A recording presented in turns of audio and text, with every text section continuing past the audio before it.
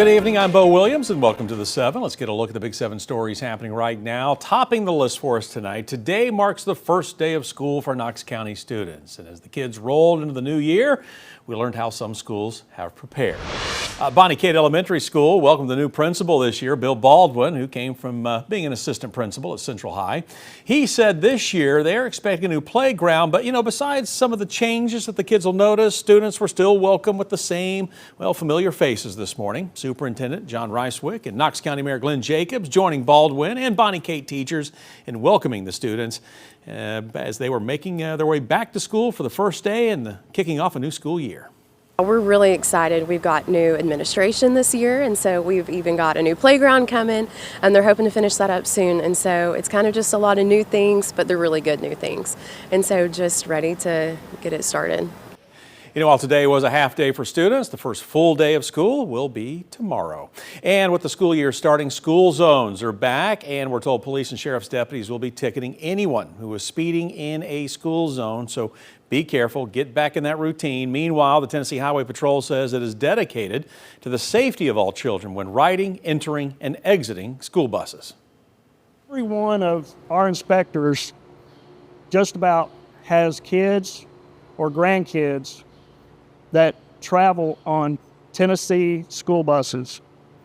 So to me, it puts skin in the game that our inspectors are ensuring that not only their kids and grandkids are safe, they're making sure that every parent's kids or grandkids are safe. Lieutenant Raymond Gaskell, who you just heard from, says his department keeps records for over 10,000 school buses across the state of Tennessee. All right, next on the Big 7 for you tonight, Knox County's property assessor facing some serious legal trouble after being indicted for official misconduct.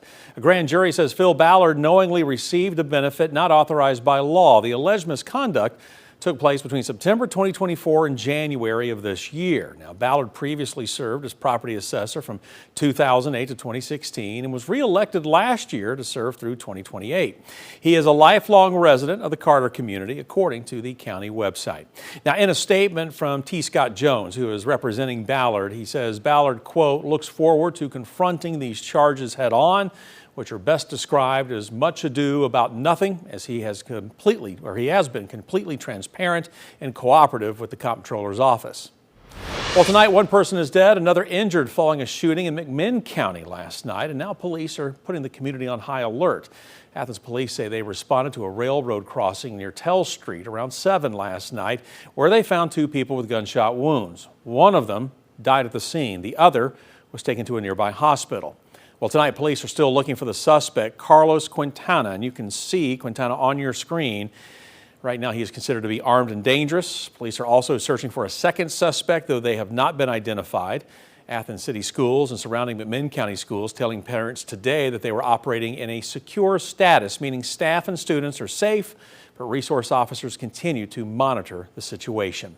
If you see Quintana or have information on his whereabouts, you are urged to please call McGhee County Dispatch. That phone number is right there on your screen. We'll read it off for you. It's 423-745-3222.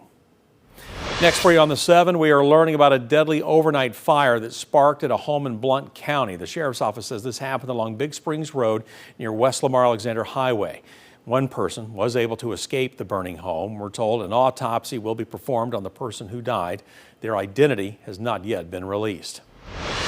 Moving down our list for you now, an electrical issue has caused a partial power outage at McGhee Tyson Airport. And because of this, the airport says it is continuing to operate under restrictions tonight. As we reported, the outage was reported around 1:45 this afternoon. McGhee Tyson says staff are working with airport contractors and the city of Alcoa to make repairs. In the meantime, we're told passengers should expect some delays during the check-in process, but that it is still processing passengers.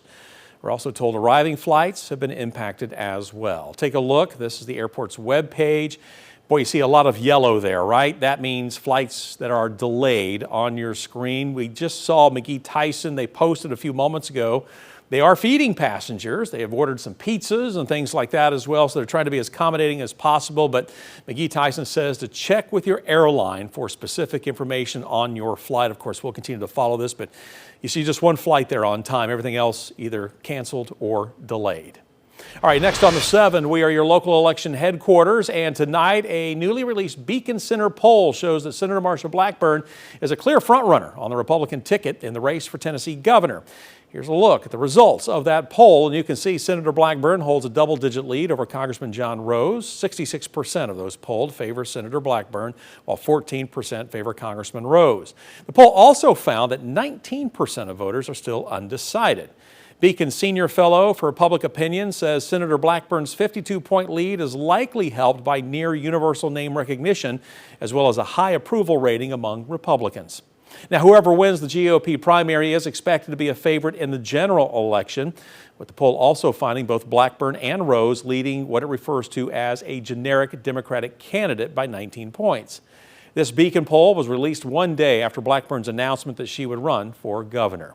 Now, be sure to tune in Sunday morning at 9:30 as we unpack what her decision means and what a possible shakeup in Washington would look like if she were to win the race. Again, this is coming up for you Sunday morning on Tennessee This Week at 9:30.